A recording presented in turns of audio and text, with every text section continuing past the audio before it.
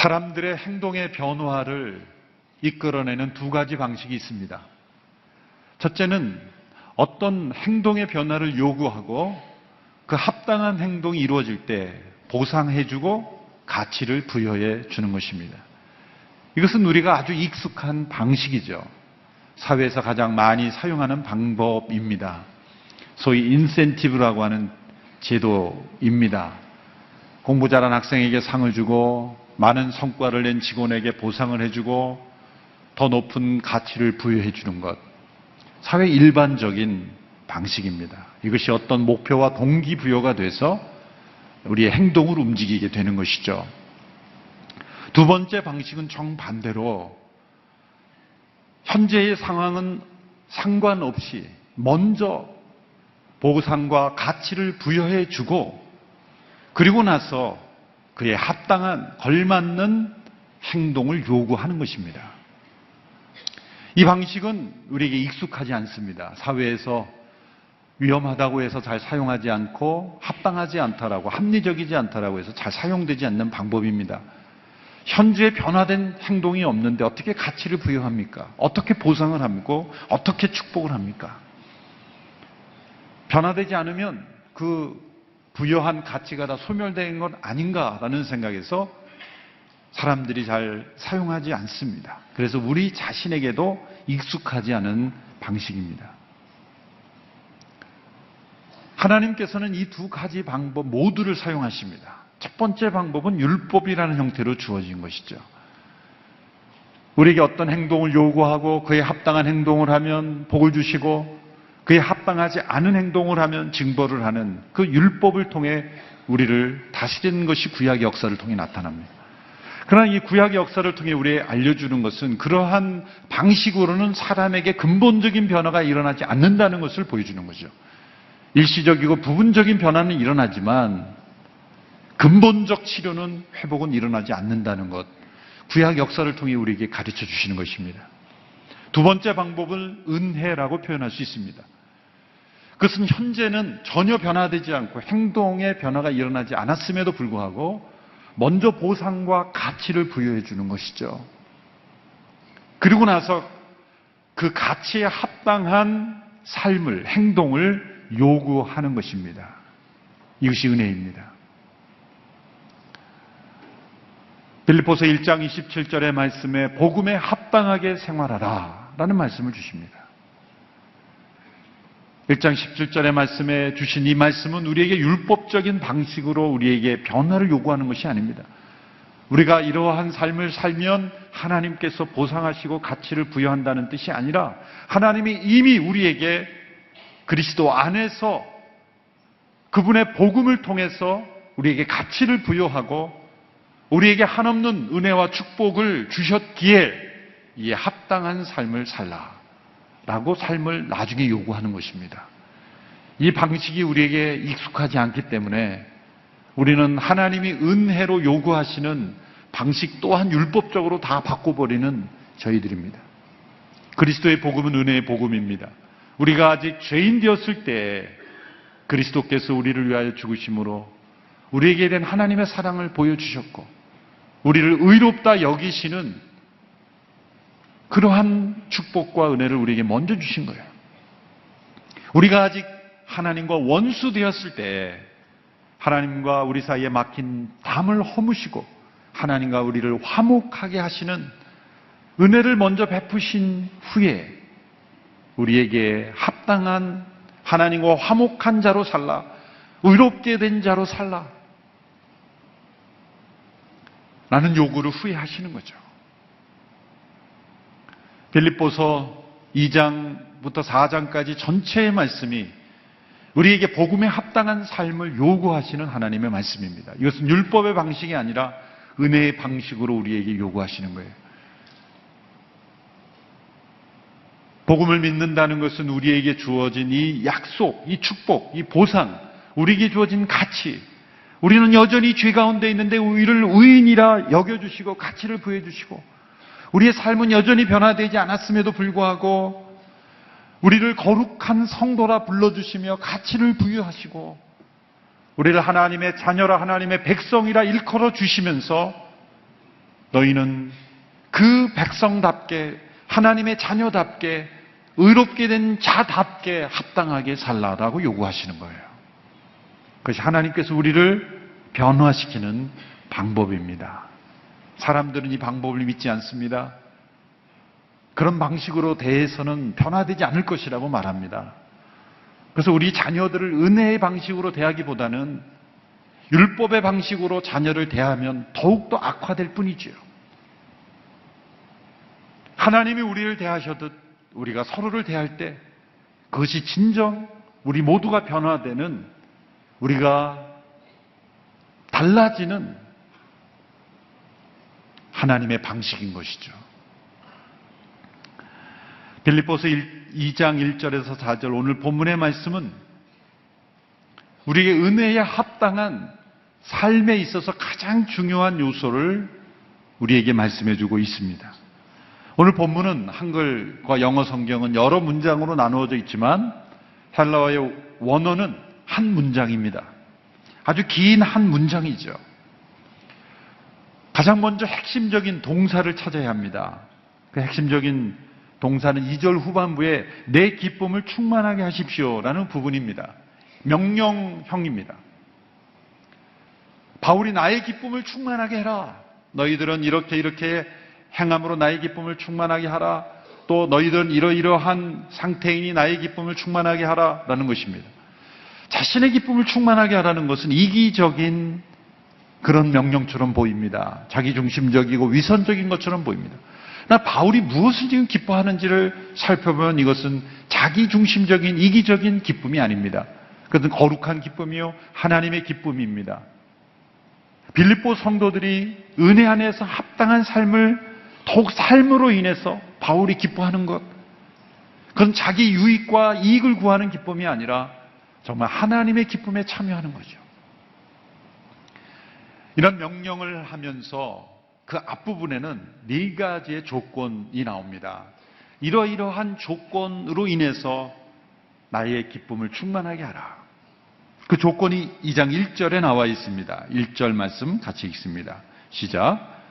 그러므로 그리스도 안에 무슨 격려나 사랑의 무슨 위로나 성령의 무슨 교제나 무슨 자비와 긍휼이 있거든. 이게 만일 우리가 조건을 생각할 때 크게 조건은 2가지, 조건절은 2가지로 해석이 됩니다. 어떤 선행적인 조건, 무엇이 있다면, 무엇을 한다면 이것이 이루어질 것이라는 조건의 해석이 있고, 또 하나는 근거가 되는, 당위성의 근거가 되는 이유를 설명해 주는 조건절입니다. 그것은 무엇이 있으므로, 무엇이 있기에, 무엇을 하니까 그런 뜻이죠. 이것은 후자의 해석을 해야 합니다. 이것은 너희들이 만일 너희들이 그리스도 안에, 너희 안에 격려가 있다면 이라는 뜻보다는 너희 안에 그리스도 안에 격려가 있고 하나님의 사랑의 위로가 있고 성령 안에 교제와 자비와 긍휼이 있기 때문에 있으므로 라는 뜻으로 해석이 되어야 됩니다. 그러니까 1절을 다시 읽어보면 이렇게 읽을 수 있죠. 그러므로 그리스도 안에 무슨 격려와 사랑의 무슨 위로나 성령의 무슨 교제나 무슨 자비와 긍휼이 있으므로 너희 안에 있기 때문에 있다는 거예요. 빌립보 성도들의 모습 안에는 이 성부, 성자, 성령 하나님이 삼위일체 하나님의 역사가 그들의 신앙생활 속에 나타나고 있는 거예요. 예수 그리스도를 통한 격려, 하나님의 사랑의 위로, 성령 안에 이루어지는 교제와 자비와 긍휼, 이것이 우리의 신앙생활에 나타나는 모습들이죠. 예수 그리스도를 주로 고백하고 성령으로 거듭난 영혼들에게 나타나는 특징들입니다. 삼위일체 하나님 안에 주어지는 영적인 축복들을 누리는 것입니다. 그러나 이러한 은혜의 체험 가운데 그들이 있지만 사도 바울은 여기에 만족할 수 없다는 거예요. 내 기쁨은 아직 완벽하지 않다, 충만하지 않다. 그 이유가 뭘까요? 무엇이 빌립보 교회 성도들에게서 부족하다고 말하고 있는 것일까요? 그리스도 안에 격려가 있고 사랑의 위로가 있고 성령의 교제와 자비와 긍휼이 있다면 성숙한 신앙 아니겠습니까? 그럼에도 불구하고 바울은 너희 안에 정말 있어야 될 것이 중요한 것이 있다. 무엇을 의미하고 있는 것일까요? 그것은 바로 교만을 경계하는 것입니다. 그리고 겸손을 강조하고 있는 것입니다. 여러분, 매우 경건하고 활발하게 헌신적으로 신앙생활 하는 성도들에게도 찾아올 수 있는 영적 위험은 교만입니다. 믿음의 생활을 오랫동안 하고 열심히 어려서부터 지금까지 교회를 떠나본 적이 없는, 정기적으로 예배드리고 헌신하고 공동체에 참여하고 그런 성령 안의 교제와 또 긍휼 사역, 또 선교 사역, 그런 말씀을 따라 사는 삶, 이 모든 영적 생활을 다 함에도 불구하고 우리에게 여전히 찾아오는 도전과 위험은 교만입니다. 예수님의 제자들을 보십시오. 예수님의 제자들은 모든 것을 버렸어요. 예수님을 따르기 위해서 자신의 삶을 포기했습니다. 헌신이죠. 예수님을 믿고 따르고 순종했습니다. 그런 순종과 헌신과 예수님과 동행하는 삶에도 불구하고 그들 안에 여전히 남아있던 것은 교만입니다. 제자들 가운데 늘 있었던 다툼은 누가 더 크냐라는 주제였죠. 한 번은 세베대 아들들과 그 어머니가 찾아와서 자신의 아들들을 좌우편에 앉아달게 해달라고 부탁했어요. 심지어 최후의 만찬에서도 최후의 만찬 직전에 제자들의 문제는 서로 누가 크냐를 다투는 문제였어요. 그 바로 교만의 문제였다는 거예요. 제자들이 이런 모습이 있었다면 빌립보 성도들 가운데서도 이런 모습이 있을 수 있고 우리에게도 있을 수 있어요. 믿음의 생활을 잘하는 우리의 신앙의 공동체 혹은 나 개인의 신앙생활에서도 결국은 교만이 숨어 있을 수 있다는 거예요. 빌립보서 2장 2절에서 4절의 말씀을 함께 읽겠습니다. 시작.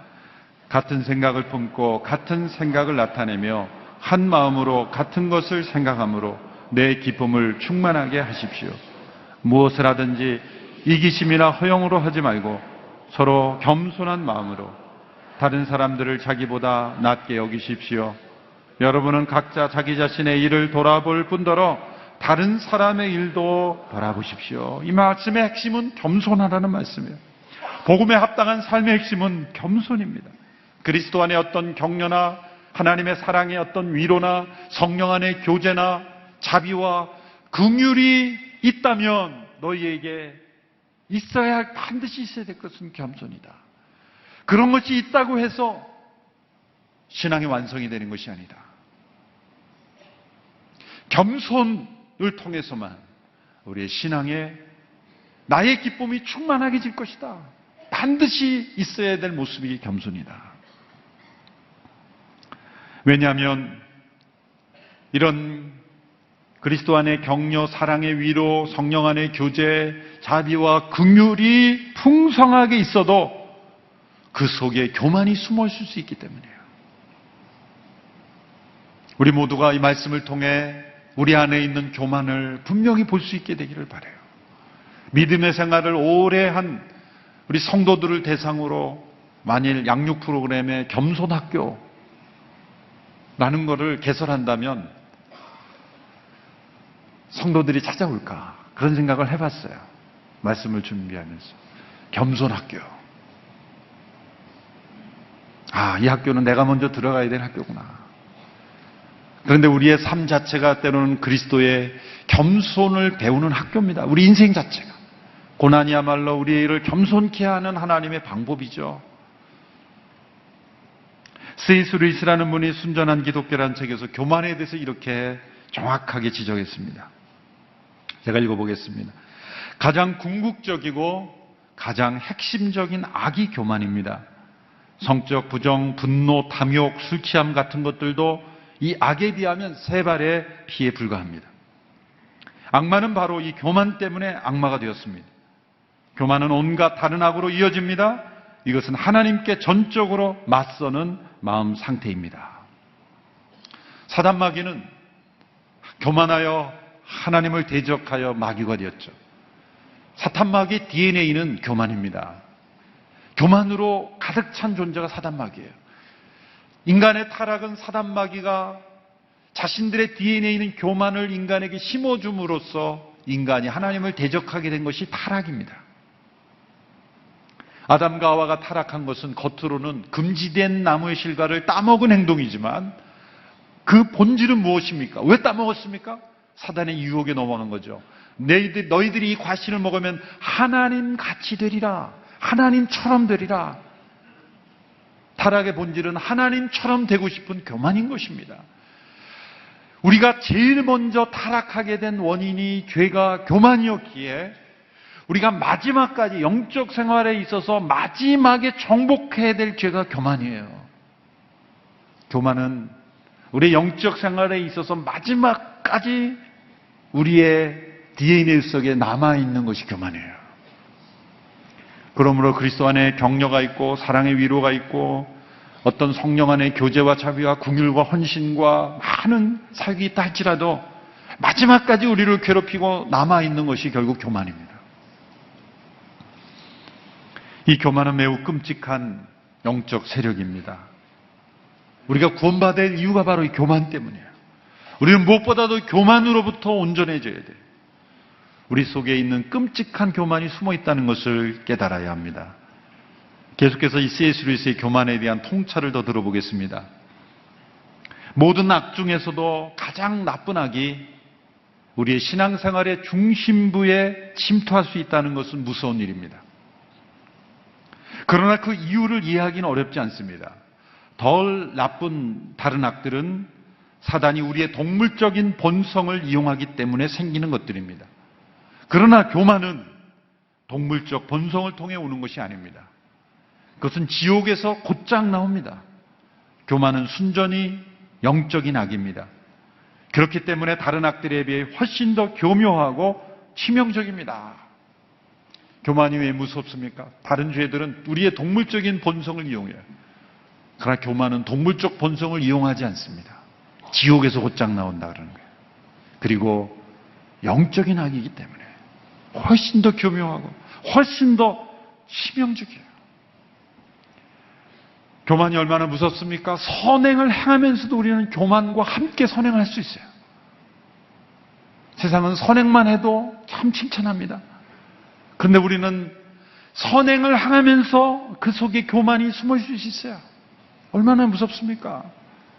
제가 얼마 전에 제 안에 교만을 발견한 적이 있습니다. 사회에 있는 어떤 분과 문자를 주고받을 때 그분이 우리 교인이 아닙니다. 그런데 이제 저와 이렇게 문자를 나누면서 저에 대해서 이런 이야기를 하시는 거예요. 이재훈 목사님 주변에서부터 많이 들었습니다. 목사님 참 겸손하시다는 말씀을 많이 들었습니다. 그 문자를 보는 순간 지나쳐야 되는데 즐거워하는 저의 모습. 그 교만이 참 겸손하다는 말을 들으면서 교만이 즐거워하는 거예요. 겸손한 게 아니잖아요. 그러니까. 그럼 제가 이렇게 했어야죠. 잘못 보셨습니다. 그렇게 해야 되는데 감사합니다. 그 감사 속에는 그분은 모르지만 저의 이 교만. 어떻게 해야 이 교만이 사라질 수 있을까? 그렇다고 제가 하루 종일 즐거워했다는 건 아니에요. 그 순간. 보세요. 그 순간. 우리는 교만은 겸손을 가장할 수도 있는 거예요. 얼마나 교만이 무섭습니까? 우리의 육체적 본성을 이용하지 않고도 지옥에서 바로 나온 죄가 우리의 영적 생활에 침투할 수 있다는 거예요. 심지어 우리는 기도하면서도 교만할 수 있어요. 바리새인의 기도가 바로 그런 기도죠. 하나님이여 저는 저 세리와도 같지 않음을 감사합니다. 얼마나 교만한 기도예요. 다른 사람들은 다 죄를 짓고 있는데 저는 죄를 짓지 않음에 감사합니다. 그것도 교만한 기도죠. 죄를 짓고 있는 사람들을 불쌍히 여긴다면 그런 기도를 할 수 없죠. 기도를 행하면서도 선행을 행하면서도 심지어 금식을 하면서도 우리는 교만할 수 있어요. 식사 맛있게 하는 사람도 보면서 저 사람은 금식이 뭔지는 아나? 그리고 거울 보면서 금식하는 자신을 보면서 이렇게 뿌듯해하는 거죠. 다 나 좀 봐, 얼마나 경건해. 보세요. 금식을 하면서도 그것이 우리의 의가 되고 우리의 교만의 주제가 될 수 있다는 거예요. 우리의 DNA 깊은 곳에 숨어있는 이 교만. 왜? 최초의 타락이 교만으로 왔기 때문에 우리가 많은 영적 생활을 해도 마지막까지 우리에게 붙어있는 것이 교만이에요. 이 죽는 날까지 우리를 괴롭히는 것 교만이에요. 그러면 우리는 결코 자신을 과신해서는 안 됩니다. 우리의 믿음 생활이 오래됐습니까? 그 증거는 겸손이어야 돼요. 아무리 많은 헌신, 봉사, 구제, 선행, 나눔, 교제, 말씀, 모든 것들이 다 있거든. 복음에 합당한 생활은 뭐야? 겸손하라. 겸손이 우리의 신앙생활의 완성이 될 수 있는 거예요. 그것이 하나님의 기쁨을 완성케 하고 또 영적 지도자였던 바울의 나의 기쁨을 완성케 하는 것. 겸손이라는 거죠. 내게 사는 것은 그리스도니 죽는 것도 유익함이라. 어떻게 이런 고백이 가능할까요? 죽음을 두려워하지 않는다는 것이 자랑이 돼서는 안 되고 내게 사는 것이 그리스도니 이것은 겸손을 통해서만 이룰 수 있는 거죠.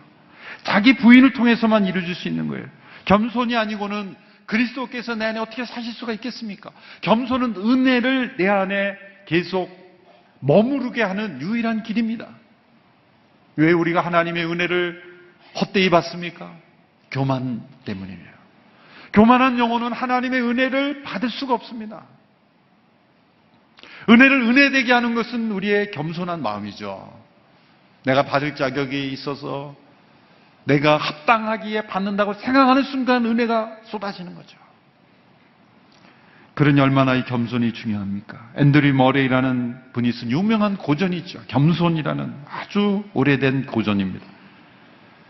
이 책에서 이렇게 말씀합니다. 겸손은 죽음에 이르는 길입니다. 이는 죽음이 겸손의 완전함을 가장 잘 보여주는 증거이기 때문입니다.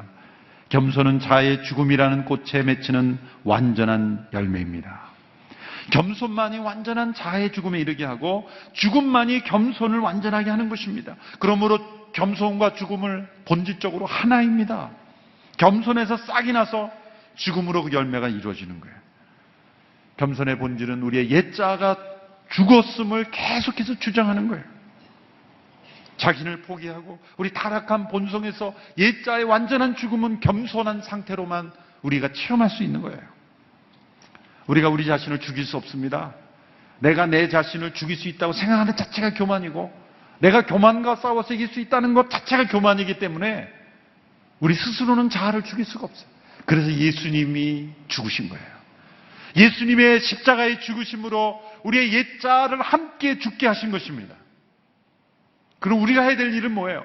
스스로를 죽이는 게 아니라 예수님의 죽음이 나의 옛자의 죽음이라는 것을 인정하고 받아들이고 그분의 십자가 앞에 겸손히 매달리는 거예요. 로마서 6장 11절의 말씀에 이와 같이 여러분도 자신을 죄에 대해서는 죽은 자요 하나님께 대하여는 그리스도 예수 안에서 산 자로 여기십시오. 여긴다는 단어가 중요해요. 우리는 예수님의 십자가를 믿는 순간 그 십자가에 예수님만 죽으신 것이 아니라 우리의 옛사람이 예수님과 함께 죽었음을 받아들이는 것이고 겸손이란 그것을 인정하고 그대로 여기고 살아가는 거예요.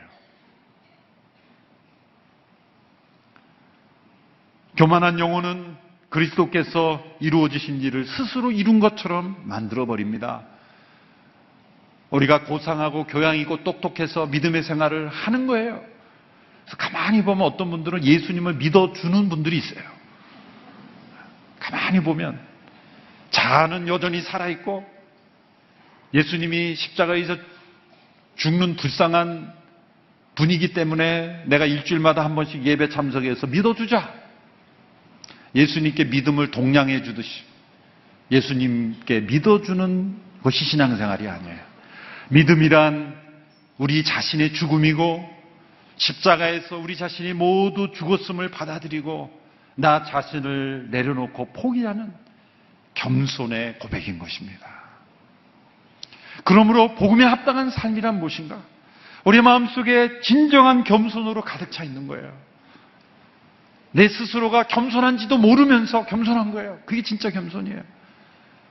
예수님이 산상수훈에서 오른손이 하는 일을 왼손이 모르게 하라 그랬죠. 그게 모를 수가 있습니까? 내 오른손이 움직이고 있는데 내 손이 모른다. 그건 있을 수가 없는 거예요. 그건 뭐예요? 자기 의식조차 모르는 거예요. 자기가 선행을 하면서 이건 선행이야. 나 좀 봐. 선행하고 있어. 의식하지 말라는 거예요. 진짜 겸손은 자기의 겸손까지도 의식하지 못하는 거예요. 어떻게 그게 가능합니까? 죄에 대하여는 죽은 자요 하나님께 대한 산자로 자신을 여기고 그리스도께서 내 안에 사심을 날마다 주장하고 자신의 옛사람을 십자가에 못 박힌 자로 그리스도의 임재 가운데 살 때만 진정한 겸손의 삶이 가능한 거예요. 이러한 겸손한 마음이 만들어내는 열매들이 있습니다. 이러한 겸손한 복음에 합당한 마음이 있을 때는 관계 속에서 그게 나타나요. 세 가지가 나타나는데 첫째는 같은 마음으로 한 마음을 이루는 거예요. 첫째는 같은 것을 생각함으로 한 마음을 이루는 것입니다. 2절의 말씀을 보십시오. 같은 생각을 품고 같은 사랑을 나타내며 한 마음으로 같은 것을 생각함으로 내 기쁨을 충만하게 하십시오. 교만은 본질적으로 적대적입니다. 인간의 타락이 하나님께 적대적이었기 때문에 생겨난 거죠. 그렇기 때문에 교만은 언제나 관계에 있어도 적대적으로 나타나요. 어떤 종류의 대립과 분열이든지 그 분열과 대립 속에는 교만이 있습니다. 어느 한쪽만 잘못해서 대립과 분열이 이루어지는 것이 아니에요. 쌍방간에 나는 다 옳다고 생각하지만 내 안에도 분명히 교만이 있습니다. 한 마음은 겸손의 열매입니다. 여기 같은 생각뿐만 아니라 같은 사랑이라 그랬어요. 지적인 영역에서의 동의뿐만 아니라 감정의 영역에서도 하나됨이 이루어집니다. 지도자가 교만하면 공동체가 분열이 이루어져요. 지도자가 겸손하면 공동체가 하나 돼요.